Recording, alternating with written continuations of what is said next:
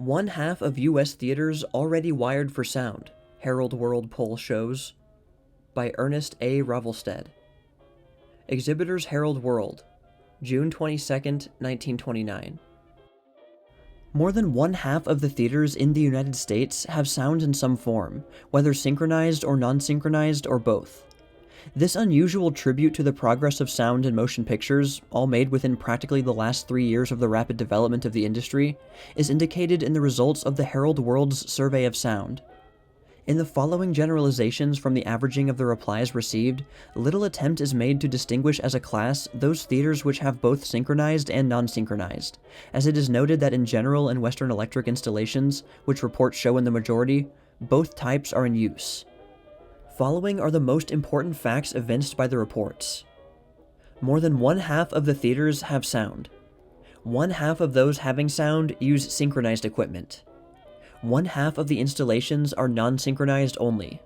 This widespread recognition of sound pictures by the theater owners of the nation is more than a testimonial to sound. It is also a definite acknowledgement of the conviction that the public, in the short period of time since Warner Bros. Don Juan first was presented, has learned to demand sound, and that the future of the box office is securely linked with sound. True, there are the individual expressions of some exhibitors that their patrons in the main prefer silent pictures. For the most part, however, such statements come from theater owners who have not yet wired their houses, not from those who have completed their installations.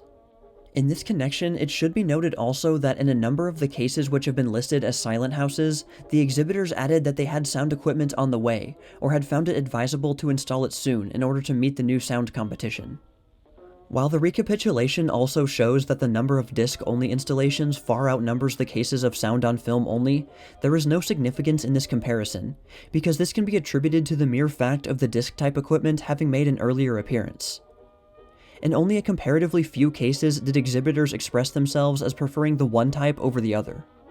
Of particular importance in the general subject of sound installations is the fact that the point at which a preponderance of sound theaters over silent is found, as far as seating capacity is concerned, is somewhere between the 500 and 750 seat group, and those seating between 750 and 1,000.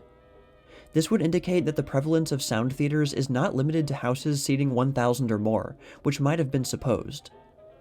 While the number of silent houses was far in the majority in the smallest grouping, the comparative total of sound theaters was larger than the popular conception would have it. There was a report from a house seating only 180 which had synchronous equipment. The number of theaters reporting in this seat group was largest, as was to be expected. But this does not affect the averaging, because the proportion was consistent as the number of reports increased. In this group, the number of houses with only non-synchronized installation was larger than the number of synchronized, as also was to be expected, though here too the difference was not as great as might have been predicted.